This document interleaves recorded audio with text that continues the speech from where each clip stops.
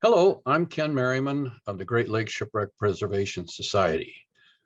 We have started a 3D shipwrecks project to create a database of photogrammetry models of all Great Lakes shipwrecks.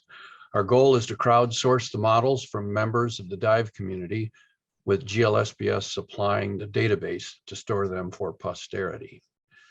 We believe there is real value in documenting a point in time of each shipwreck. Periodically repeating the modeling of each shipwreck will allow us to use these models as in a long-term monitoring system to understand each site's contribution to maritime history and the deterioration rate of the site. It will also provide the non-diving public access to these amazing cultural resources. Students of archaeology will be able to study, compare, and better understand the maritime history contained in these sites. A description of our plan for the project is published on our 3dshipwrecks.org website. I've created this photogrammetry next step video to help create a diver photogrammetry community to support the creation of these shipwreck models, both for supporting our database and for those of you who just enjoy creating these models, whether they're for your own benefit or for organizational use. So now that you understand the purpose of this video, we hope you will be inspired to contribute your models to and source to our 3D shipwrecks database. So with that, I'd like to start the seminar. So I've called this seminar the next step in shipwreck photogrammetry. Part 1. We had a longer version, but it's a little long. It was a little too long for the web, so I broke it into 2 parts. Purpose of this seminar is we assume that you've taken the basic photogrammetry tutorials, and maybe you've shot your photogrammetry model of your car or some statues or your lawn furniture, something around the house, and now you're ready to take the next step and learn how to apply your photogrammetry techniques to creating shipwreck models. So first, I'd like to introduce you to our 3dshipwrecks.org website and tell you a little bit about our mission to create a 3D model of every Great Lakes shipwreck. Like I said, we are hoping to crowdsource the models from people like you who have viewed this video and are interested in doing photogrammetry. And we hope you will do models of your favorite wrecks and submit them to the database so that we can create this point in time of all of our shipwreck models. We hope to create a community of photogrammetry modelers or photographers to do this very gigantic task. So a little bit about our start. At the time of making this tutorial, I've been doing photogrammetry for probably 8 years, or we started early and played with it a little bit. My shipwreck hunting partner, Jerry Eliason, and I got into this and dabbled a little bit and started to recognize the value in documenting our shipwrecks. Neither of us have had any formal training, but to date, I have photographed over 50 shipwrecks of various types and modeled well over 100 different wrecks. So not all were worked using images that I shot particularly or specifically for photogrammetry, and sometimes repurposing video that I shot in the past. And we've learned from our failures, and hopefully we'll be able to help get you on the right path as you start into this. We learn from our failures, and so like a site like this that I shot as a photo mosaic. Originally looked like in the previous slide, and after a bit of work and tuning, we got it to look like this. I've tried many different ways of doing the photogrammetry, and trial after trial turned this barge photogrammetry model into something marginally better. The imagery for this one was not the best, but I managed to make it work to some extent. This model of the tug Sport, which is in Lake Huron, started out with this mess until I learned how to make this all work. So let's start with the definition. We call these photogrammetry models. It's not quite accurate. Photogrammetry is the science of making measurements from photographs. And all it says is that the size of an object or the distance between points in your subject scene is proportional to the size of the object or the distance between points in your camera image plane. So the photogrammetry is just one algorithm that's used to create these models. All of these algorithms and operations together are called structure for motion photogrammetry, or SFM. SFM photogrammetry is the type most commonly used by underwater archaeologists.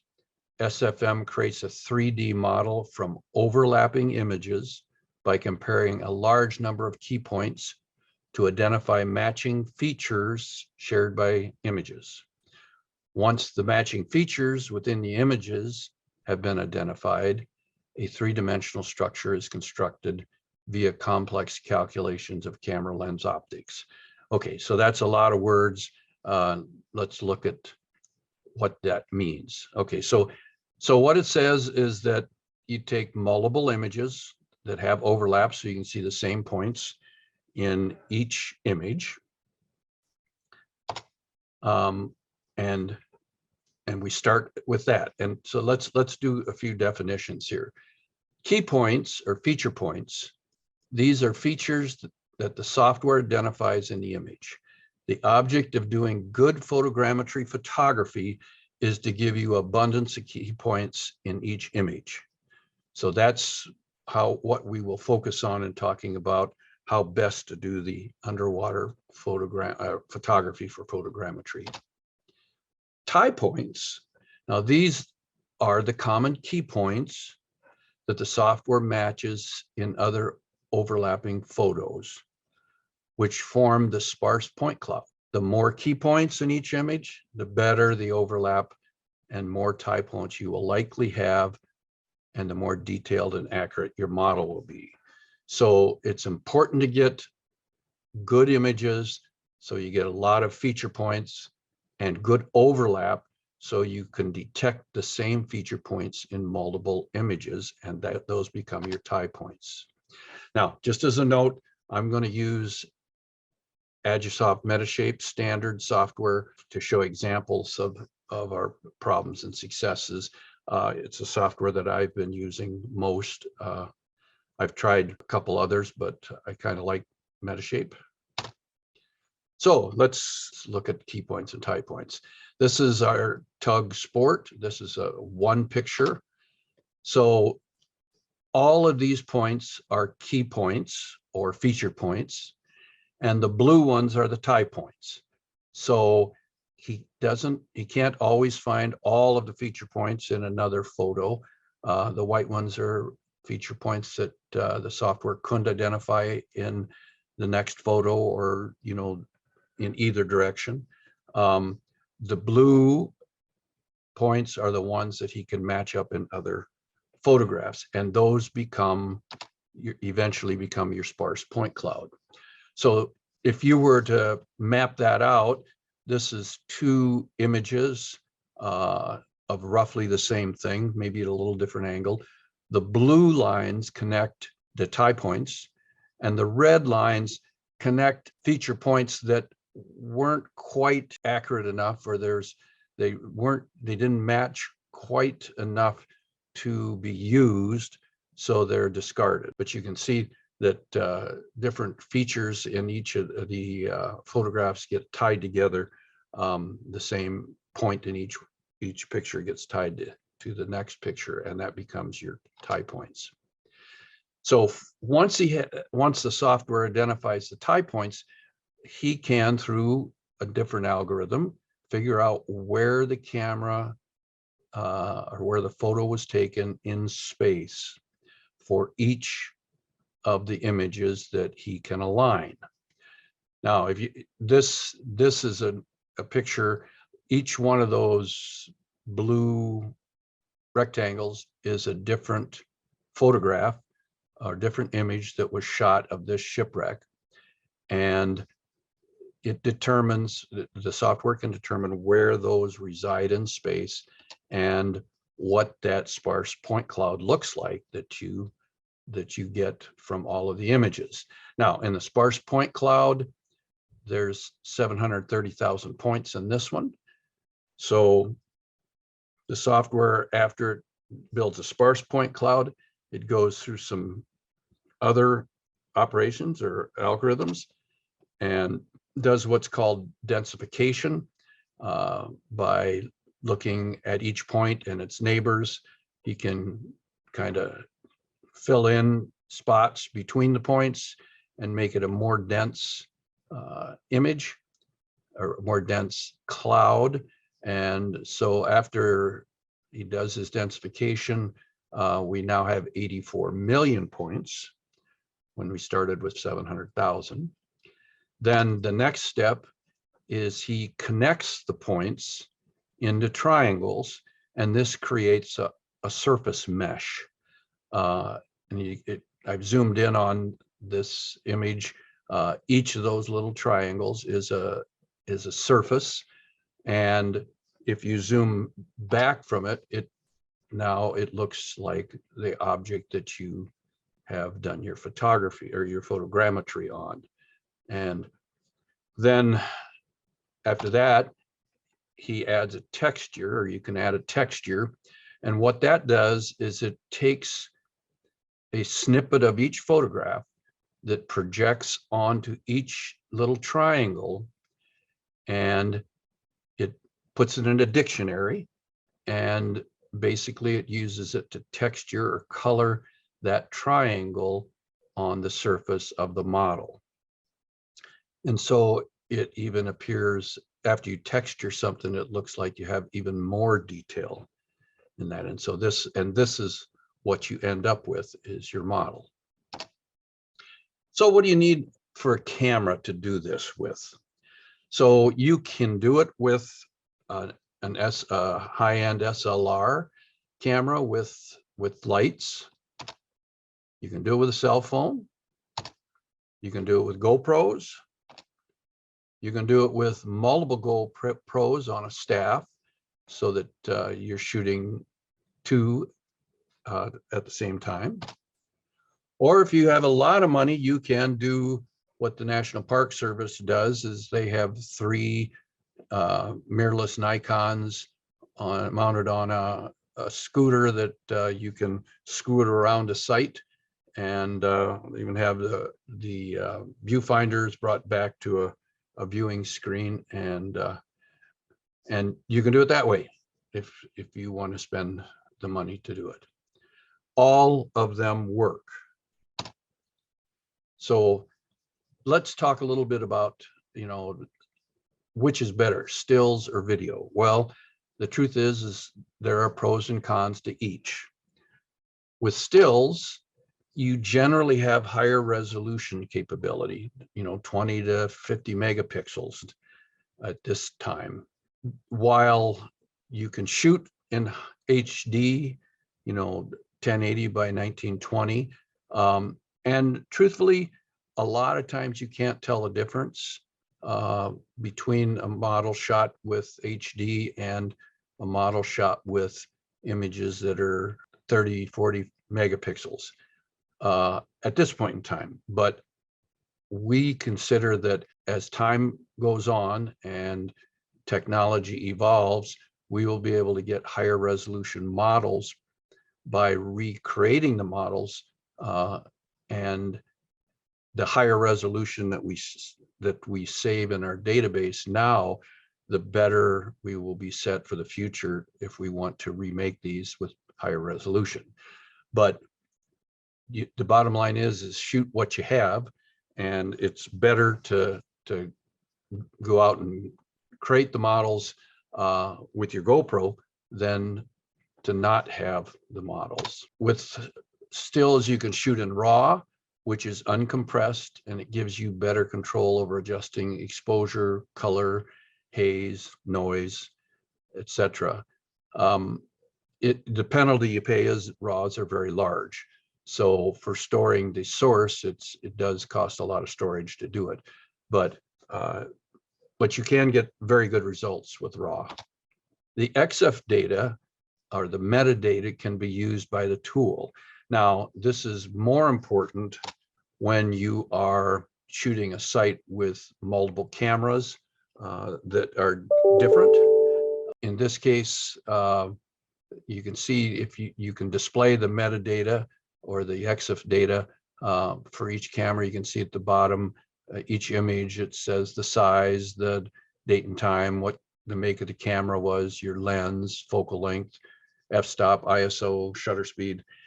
And for one thing, this is very handy when you're trying to debug, well, why didn't I get many feature points in this image versus that image? It's kind of helpful to be able to see this. And when you're blending imagery from two different cameras, each camera will have a different camera calibration. So it allows you to select the camera, the group of images from each camera easily, and apply the correct camera calibration.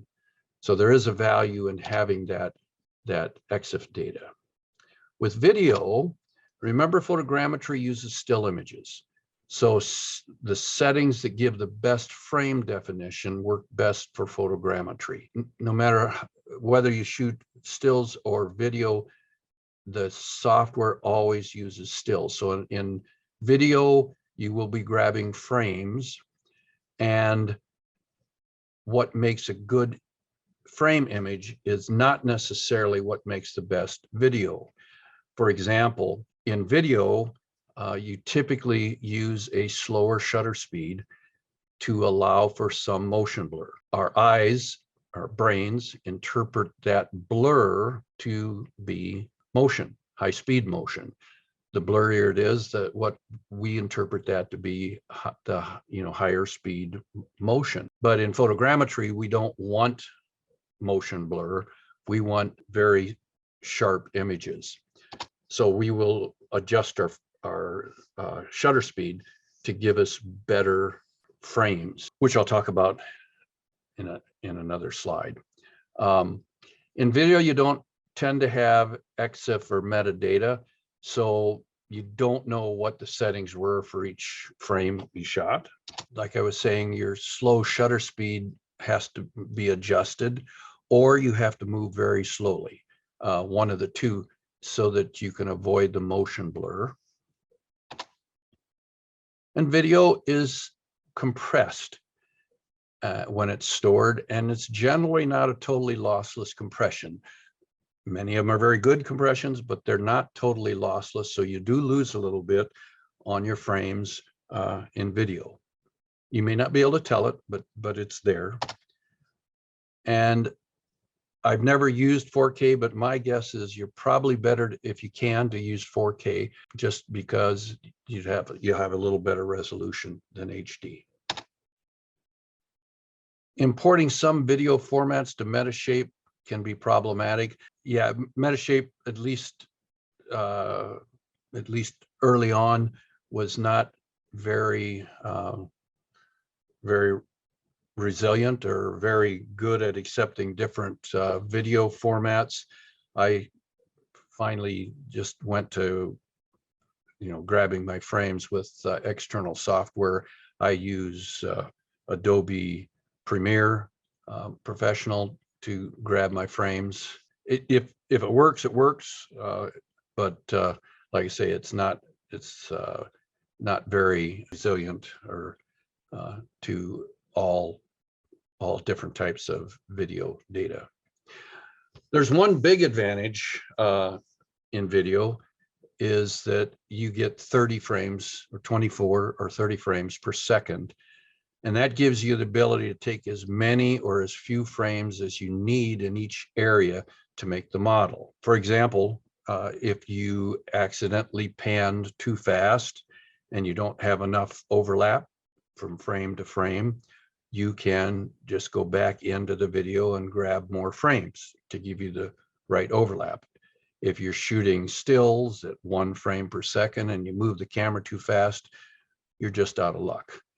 You may be able to manually put some markers in there and align it that way, but getting it automatically aligned, you're just out of luck with it. So that's the main advantage of video, is that you have lots of frames to choose from if you want to use them. Jerry Eliason, my shipwreck hunting partner, uses an app called Video Snapshot to grab frames, and you can adjust, how many frames in each area of the video, how many frames per second you want it to grab, and he really likes that one. I have not tried that. So requirements for quality shipwreck models. Number 1, good diving skills, good image quality, good overlap, good coverage, and good resolution. Good. And we're going to talk about each one of these individually. First and foremost, good diving skills. Don't task load. Never forget your basic diver safety, which means don't get so involved in taking pictures you forget to watch your gauges. Take it for somebody that has done this before. It rarely ends well. Good buoyancy control. When you come on your site, take the time to get neutral before starting your shooting. Otherwise, you'll be fighting the buoyancy issue the entire dive. Poor buoyancy control gives you less control over where you point the camera, how steady it is, and it contributes to fatigue. And it can cause excess silting if you're overweight and you have to kick at an angle to keep yourself buoyant. So always take the time to get your buoyancy adjusted before you take off on your mission to capture the wreck. Anti-silting techniques. You don't want to eat the silt you kicked up on pass 1 when you do pass 2. Cave diving whip kicks work well in most cases. If you have a choice, dive with a buddy that also has good anti-silting techniques too. If he doesn't, ask him to stay to your outside or behind you. We've all dived with buddies that leave a cloud behind them. And what happens is when a lot of times you'll make multiple passes, and if your buddy is out there kicking up your silt, then when you make that pass the second time, you're going to be shooting through a silt cloud. So what I recommend is, if you know your buddy's like that, politely ask him to stay on the side of the wreck and maybe behind you. You can see up in the corner, see the cloud that he left behind on the stern of the ship. Whip kicks do work well. Your cave diving whip kick, with bent knees. This is a wreck, the Hopkins, that we shot, which is on a very silty bottom. This is through the ice. And the whip kick works well and avoids, silting even on silty wrecks. And have a buddy plan. Plan what your buddy is to be doing while you are shooting. And this is important. This is what our first bad buddy plan was. We were shooting a wreck in Lake Erie and said, okay, well, You shoot one side, I'll shoot the other side. We'll just run down the wreck together, on one on each side. That way we can keep track of each other, and we'll capture the wreck that way. What we didn't think about was we are shooting into each other's lights, and it ruined all the imagery from both of us. So plan ahead and decide where you want your buddy. It may mean that on shallow dives, you may want to dive solo. I've done quite a few solo dives. I don't like diving solo, but it does work. Okay, good image quality. This is a quote from Brett Seymour of the National Park Service, who's done a lot of photogrammetry. Technically correct, sharp, and in-focus images are the foundations of consistent and accurate photogrammetry. We cannot emphasize this enough. Out of focus and blurred images can and do cause alignment issues. So let's talk about camera settings.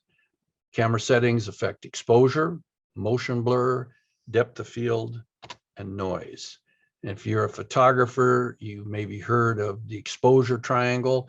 There are three things in your camera that affect the exposure of your image: the shutter speed, the aperture, and the ISO.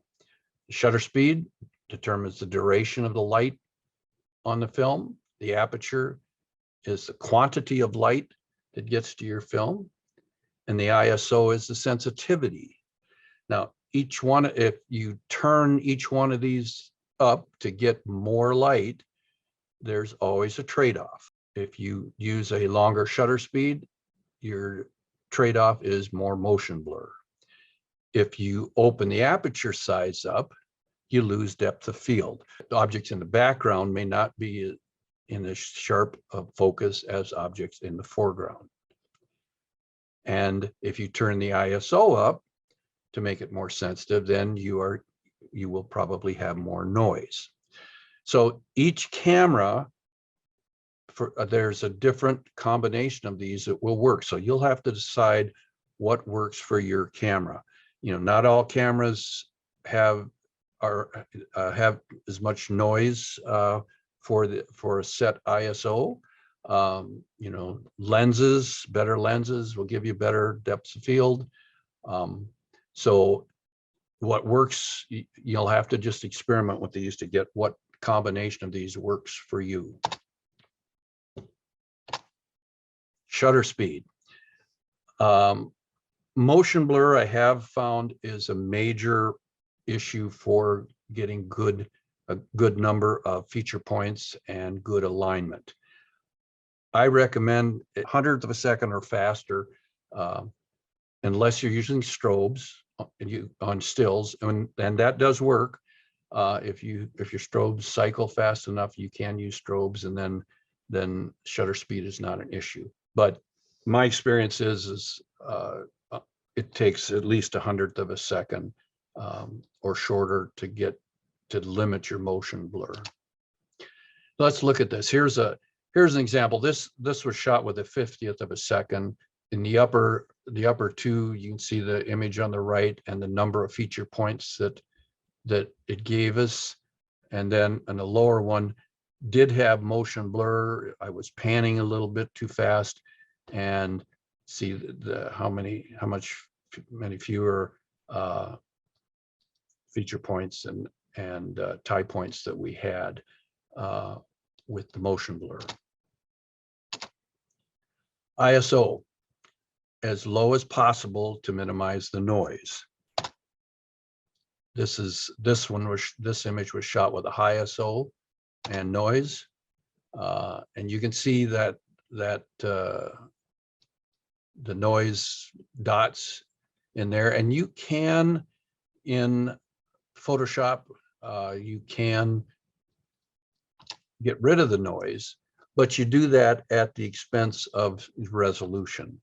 So it actually blurs the image a little bit to get away from the noise.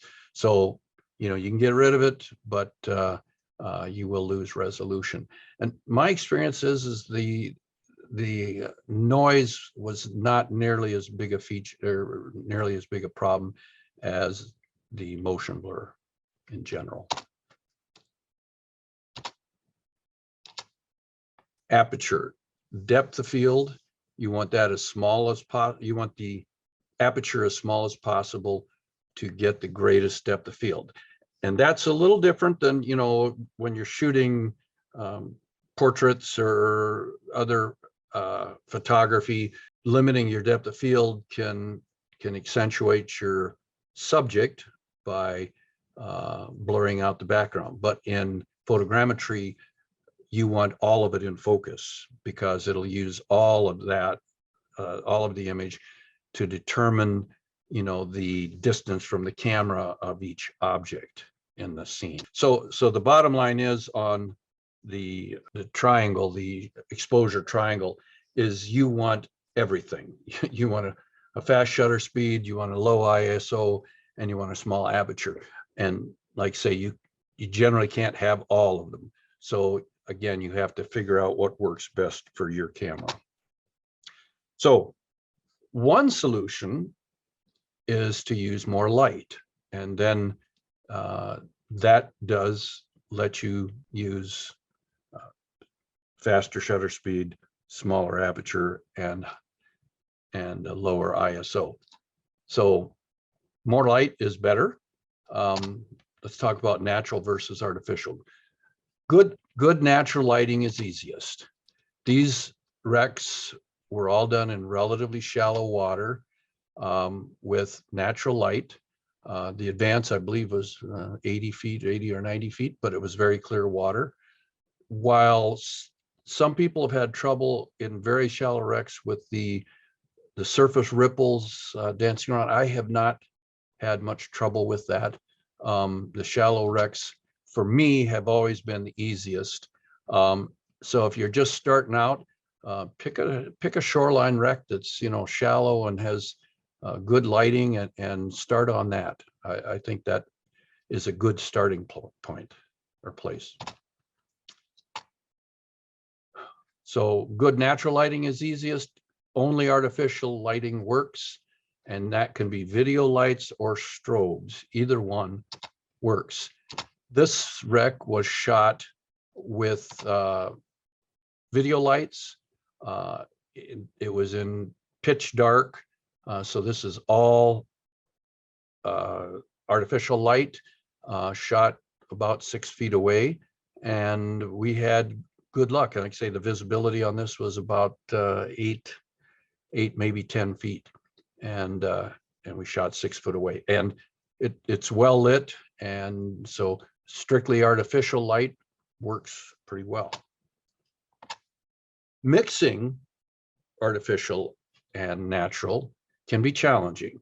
Artificial light varies as the camera to subject distance changes, but the natural light varies with depth and is darker under objects. This causes color shift as the mix of natural versus artificial light changes. It shifts as the distance to the subject or parts of the wreck, i.e. foreground and background, vary. As you shoot deeper and shallower parts of the wreck or the underside objects of the hull. So these are all things that affect how much natural light you have or how much artificial light. If you go closer to the wreck, your artificial light will increase. Farther from the wreck, it decreases. So the color of your light will, you know, the mix will change. Or if you go deeper, you'll have less artificial, less natural light. And so there again, your artificial will be brighter. So the mix between the two will cause your color to shift as you move around the wreck.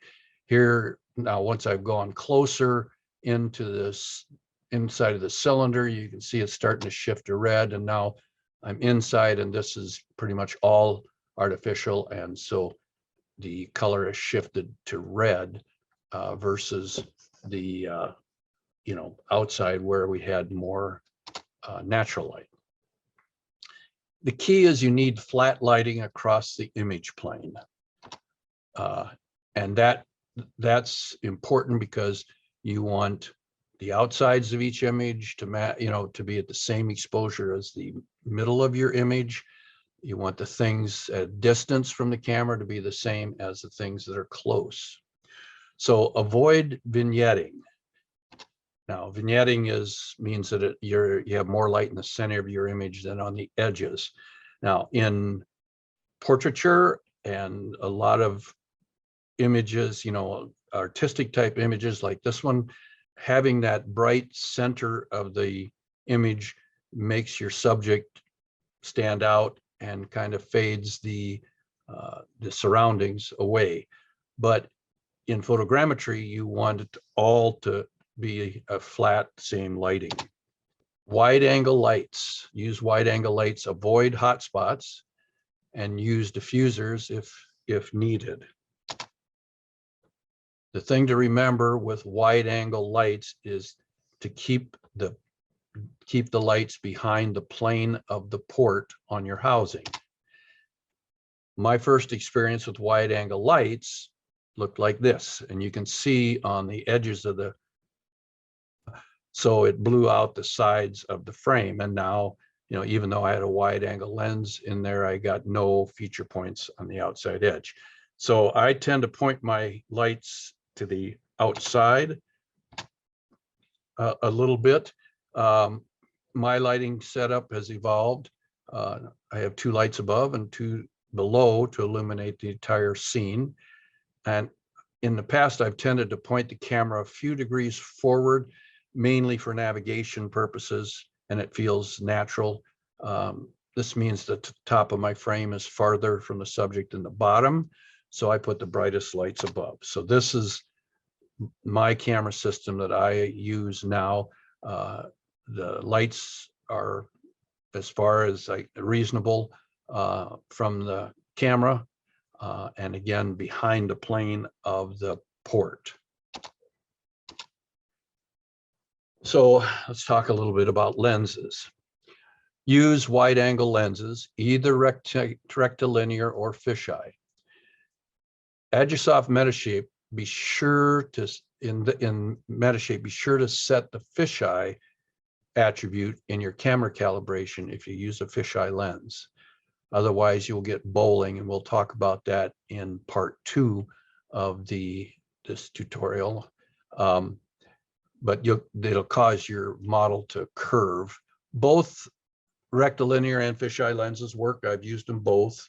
The advantage of the fisheye and a dome port is a fisheye has a larger depth of field for a given f-stop. Everything from a certain point to infinity is in focus, even with a relatively large aperture. So when I'm shooting with a rectilinear, I have to be shooting around f8. When I'm shooting with my fisheye, I shoot around an f4. And the software does compensate for the bowing that you get with the fisheye. Some of the photogrammetry articles recommend not using a wide angle, but they seem to work fine underwater. The important thing to remember, again, is when shooting with a wide angle lens and artificial lighting, make sure that the lights are far enough away and behind the plane of the dome port, and pointed outward enough so they don't encroach on the image and wash out the sides of your photo, and that they illuminate the edges of the picture. The sides of your field of view is much farther than the center of the scene. If you can't illuminate the edges of the frame, you're wasting image space on your photo. So if you think about it, the edges, because it's the hypotenuse of the triangle, the outside edges of your picture are farther away. So the light will fall off towards those outside edges. So that's why I tend to point my lights, I tilt them a little to the outside so that I get the brightest part of my lighting in the area of the image that is the darkest. So, and it also keeps it from you don't want your lighting to cross over in front of the lens or too close in front of the lens, otherwise it illuminates the particulate in the water. So it all says put your lights as far as you're comfortable away from the lens and point them slightly to the outside. And this is very important, so I've highlighted it. If shooting with a zoom lens, don't change the zoom setting during the dive. I'll say that again. When shooting with a zoom lens, don't change the zoom setting during the dive. Each different zoom setting, you will need a different camera calibration for. It's a different focal length and a different camera calibration. So you'll have to shoot enough images at that zoom setting for the tool to figure out a camera calibration for that setting. What I've gone to now is I take the gear off my zoom ring so that I can't accidentally hit it, because I hit it accidentally other times and then it's ruined the set of images. So visibility. Of course, good visibility is best, 40 to 100 foot, but I have had good success with 8 to 10 foot of visibility on this wreck, the Hopkins, shooting at 5 to 6 feet away. Of course, doing a large wreck would be a challenge shooting that close, because you don't cover as much distance or as much area each time. And then you also have to keep track of where you've shot. You usually don't have much control over visibility, but you can do this in relatively low visibility. Good overlap. Agisoft recommends 60% overlap side to side, 80% in the direction of motion. Typically the frame to frame, in the direction of motion, frame to frame overlap is okay, but pass to pass overlap is lacking. So frame to frame is fairly easy to get. Pass to pass is a little tougher. So if you look at this insert of the deck of a shipwreck, you can see the passes, the passes that shot at 1 per second, see how close they are. You have usually pretty good overlap, and the software usually doesn't have much trouble if you have that much overlap. Side to side, if you look, where the passes go, there the overlap's a little less, and because the images are farther apart. So one solution I've found is turn your camera so the widest dimension of the frame, that's the side to side dimension, spans the pass to pass direction. This means shooting the side of the shipwreck in a vertical format and the deck of the shipwreck in a horizontal format. So it just says, you've got, if you're shooting like HD 1080 by 1920, the 1920 side of your image is a much wider, gives you, the wider coverage of your lens. So use that so that it gives you the best pass to pass overlap. Now, there's one caveat to this, is if your camera has an auto rotate option, you need to disable it when you shoot things in a vertical format. So here's an example. Here on the left, I'm shooting the Maitland, and I'm shooting the side of the wreck, and I'm using the camera vertical, which is for if you're shooting video, this is kind of unusual. The software doesn't care. The software doesn't care whether you're shooting it horizontal or vertical. It figures it out. Then when I shoot the deck, I typically shoot in a normal position for, if you're shooting video, wide side of your frame, horizontal. Here's another example. The Hopkins, I shot with the camera tilted or spun to the side, on the side of the ship, so that vertically I had better coverage vertically. And when I was on the deck, I shot it in a normal orientation, when I was shooting down on the deck. Now, Sometimes you have to look at what you're trying to do when you decide which orientation to use the camera. In this case, the Audubon had a lot of masts and spars sticking out over the side, and it didn't sit very high off the bottom. So, and it was good visibility. So in this case, it was better to shoot the sides in a normal horizontal format because it let me capture the sides of the spars or the masts that stuck out over the edge. And because the wreck wasn't very tall off the bottom, I still managed to cover the whole side. Good coverage, pointing to camera. Always keep the camera pointed towards the wreck. Avoid pointing it into the water column. If you're like me and if you used to shoot photo mosaic videos, typically what I would do is be pointing straight down. I'd go off of the end of the wreck, and then you'd see, a lot of featureless bottom, and then I'd spin the thing into the water column, turn around, and start back. Now, the problem in doing that is that you break that horizontal alignment or the horizontal overlap of your images. Like I say, it's very easy for the software if you go on a straight line and your images have a lot of overlap.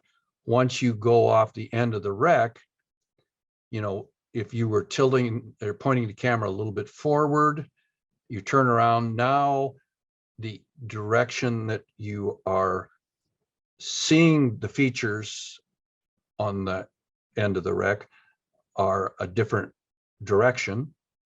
One way you were shooting shooting towards the outside of the wreck, and when you turn around, you're shooting towards the inside of the wreck. So even though you cover the same area, you're looking at it from a different perspective, and a lot of times the software can't figure that out.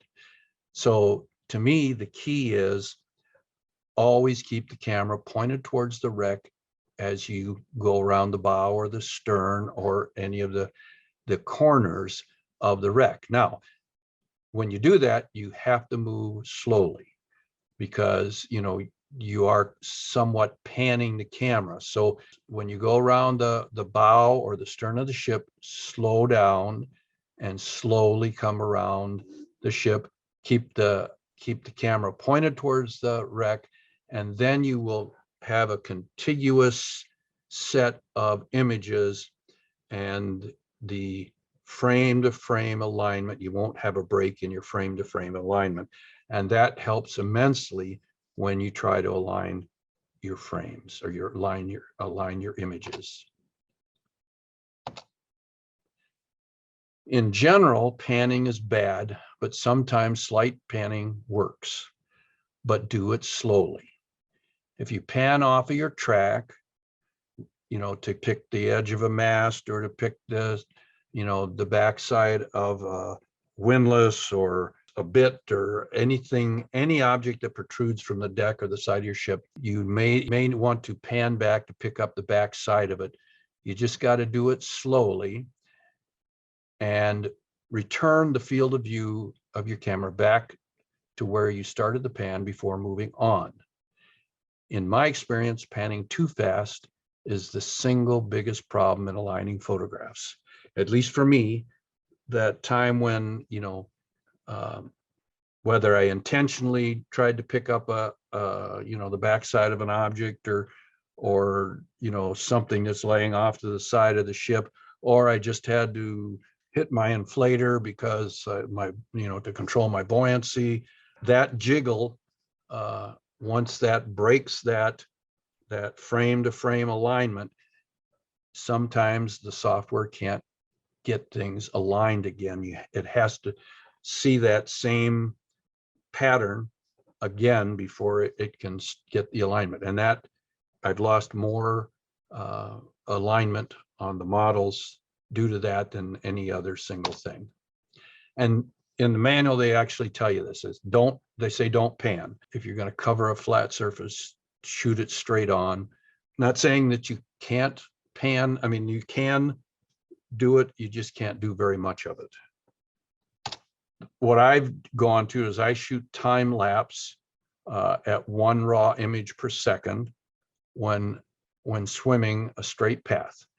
Then if I hit the shutter with my camera, if I hit the shutter button, I can shoot a burst of 3 frames per second for several seconds.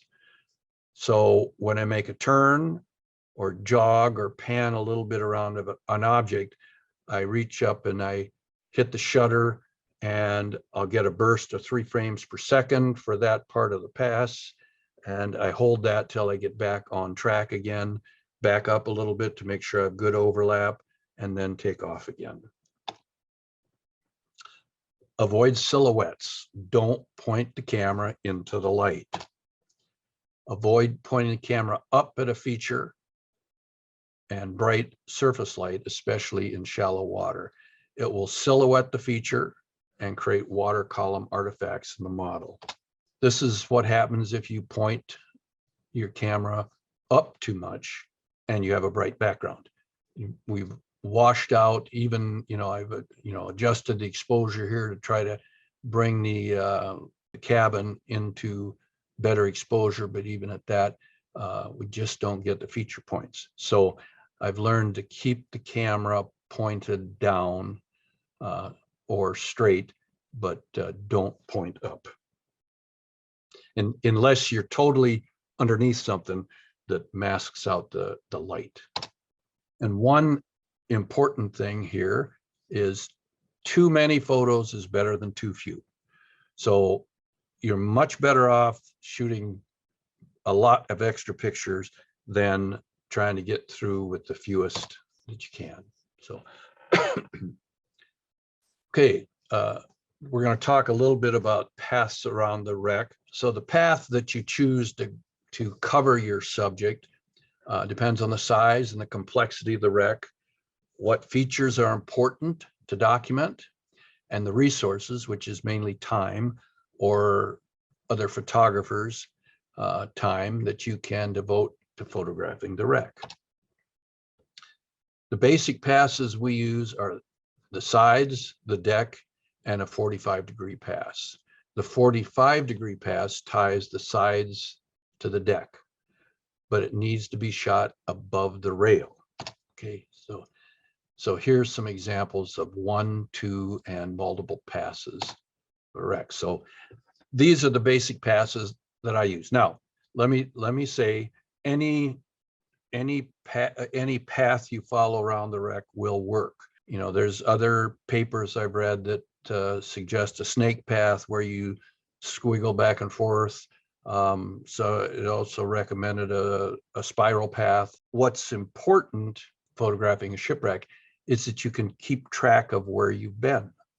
And a simple pattern of going around the wreck is an easy way to keep track of where you've been. Now, there are some disadvantages, as far as getting, if things stick out, like if a spar sticks out from the side, you have to make sure that you pan back a little bit to get both sides. But by far, it's the easiest to keep track of. And so what we do is the blue, we shoot the sides of the wreck. And then depending how tall the wreck sits off the bottom, you may have to do a couple of these. We shoot a 45, which ties the sides of the ship to the deck, and then we shoot a pass or two up and down the deck, and we rely, like say, on the red 45-degree shot to tie the two together. Now, in poor visibility, or if you have a high bulwark or rail on the side of your ship, sometimes you may have to shoot more than one angular pass. I call these 45 degrees. It wouldn't necessarily be a 45-degree pass, but we had one wreck where the visibility was not good. It had a high bulwark on the side. So the distance, when I shot the 45, the distance to the deck was much farther than to the side, and so we didn't get all the feature points on the deck. So I think the solution to that is to now shoot another one slightly inward of that, and maybe shooting down, and kind of use the top of the bulwark to tie the two together. So here's an example of a one loop path. You know, on a simple shipwreck, if you aren't trying to get the masts, you know, sometimes just a 45 works around it. If you got good visibility and the wreck doesn't sit very high off the bottom, as this one didn't, I made one loop around it shooting at a 45, and there was enough resolution on the deck and the sides to get the whole thing. Now, you don't always get real good resolution where the side of the ship hits the bottom, but that's usually the much less interesting than what's on the deck. We have not shot standing masts at all, which I'll talk about in the next part, in part 2, why we haven't, but you know how I believe you could do it. Yes, this model was done with one pass.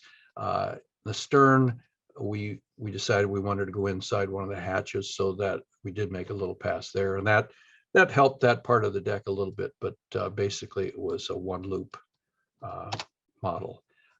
Two loop. In this case, the wreck was a little wider. We did the 45 degree that didn't stand real high off the bottom, so we did a 45 degree around it, and then one pass up and down the deck. And then this one is a 3-loop path where we shot the sides, then we shot a 45 degree pass to tie the deck to the sides, and then we shot the deck. This one also had those vertical posts, which are also somewhat problematic because you have to kind of make sure that you get the sides of the posts too in order to tie the inside imagery to the outside imagery, because you know you're looking at the post from the two sides.